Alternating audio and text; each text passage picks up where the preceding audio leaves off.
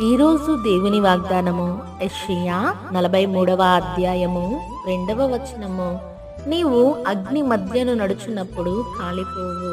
ప్రభువైన యేసుక్రీస్తు వారి నామంలో మీ అందరికీ ప్రేమపూర్వకమైన వందనములు తెలియచేయుచున్నాను. ఈ ఉదయకాల సమయమున యేసయ్య మనతో మాట్లాడుతున్న మాట, నీవు అగ్ని మధ్యను నడుచున్నప్పుడు కాలిపోవు. ప్రియులారా, ప్రతి ఒక్కరి జీవితంలో అగ్ని వంటి శ్రమలలో నడుస్తూ ఉంటారు. శ్రమలు అధికమైనప్పుడు జీవితంలో నిరాశ, నిస్పృహ మనల్ని అలుముకొని దేవునిలో ముందుకు వెళ్ళనీయకుండా, ప్రార్థనలో ఎదగనీయకుండా ఈ శ్రమలు మనల్ని కృంగదీస్తూ ఉంటాయి. దేవుని యందు భయభక్తులు కలిగిన వారు షద్రకు, మేషకు, అబేద్నెగో అనువారికి అగ్ని వంటి శ్రమ వచ్చినది. వారిని అగ్నిలోనే పడద్రోయబడ్డారు. చుట్టూ ఉన్న ప్రజలు, రాజు అందరూ చూస్తూ ఉన్నారు. వీరు అగ్నికి ఆహుతి అయిపోతారు అని చూస్తుంటే అందరికీ ఈ ముగ్గురితో పాటు ఇంకొక వ్యక్తి అగ్నిలో కనిపిస్తున్నారు. వెంటనే వారిని బయటికి పిలిపించగా వారి చేతులపైన ఉన్న వెంట్రుకలు కూడా కాలిపోలేదు. వారితో పాటు దేవారి దేవుడు వారికి తోడుగా ఉండి అగ్నిలో నుంచి వారిని రక్షించి ఉన్నారు. ఇశ్రాయేలీయుల ప్రజలకు అగ్ని వంటి శ్రమ ఎదురైనది. అందరూ ఆ శ్రమను చూసి భయపడుతున్నారు.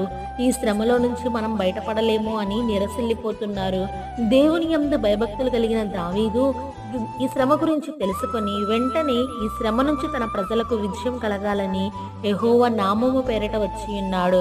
యుద్ధము యెహోవాదే, విజయము యెహోవాదే అని పలుకుచు అగ్ని వంటి శ్రమలాగా ఉన్న గొల్యాతును హతమార్చి విజయమును పొందుకొని ఉన్నారు. ప్రియ దేవుని బిడ్డ, నీ జీవితంలో అగ్ని వంటి శ్రమలు ఎదురవుతున్నాయా? శ్రమలో నుంచి బయటపడవేసేవారు లేరని దిగులు చెందుతున్నారా? శ్రమ ఎంత అధికమైన శ్రమ కంటే గొప్ప దేవుడు మన పక్షమున ఉండగా అది అగ్ని వంటి శ్రమ అయినా నిన్ను విడిచి పారిపోతుంది. దావీదు మాదిరిగా నీవు భయపడుతున్న అగ్ని వంటి శ్రమను చూసి విశ్వాసంతో పలకండి, యుద్ధము యెహోవాదే, విజయము యెహోవాదే అని మీరు పలుకుచుండగానే ఈ దినమే ఆ శ్రమ పైన మీకు యేసయ్య విజయం అనుగ్రహిస్తారు. ప్రార్థన. మహాపరిశుద్ధుడా, ప్రేమ కలిగిన మా ప్రియ పరలోకపు తండ్రి, మీ పరిశుద్ధ పాదాలకు వందనాలు దేవా.